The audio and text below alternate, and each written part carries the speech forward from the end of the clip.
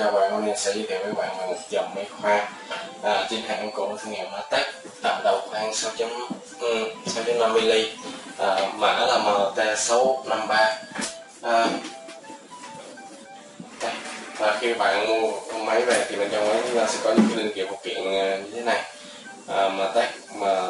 Matech thuộc thương hiệu Makita, mã là MT653. Đây là cái hộp của máy chúng ta, và trên hộp sẽ có đầy đủ thông tin và mẫu vật, nên sản xuất ở đâu, ngày tháng năm sản xuất.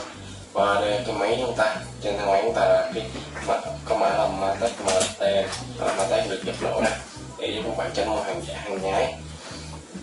Và sau đây sẽ có cái tag, trên tag sẽ có đầy đủ thông tin thông số kỹ thuật của máy chúng ta. Máy Matech MT653, điện 220V, công suất là 230W, tốc độ là 4.500 vòng một phút. Và đây sẽ có series, và trên đây sẽ có thêm cái tem cho khán giả. Bây giờ mình sẽ test máy cho mình xem về cái máy Matech MT653 này. Khi mình bóp cò thì tốc độ nó đi máy ta từ chậm tới nhanh,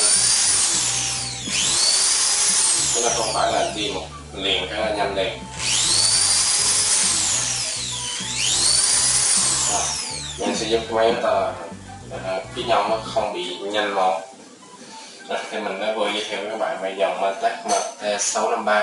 Cảm ơn các bạn đã xem video. Nếu các bạn nhấn subscribe dưới like kênh của mình để có thể cập nhật liên tục những video của mình. Cảm ơn các bạn, xin chào các bạn.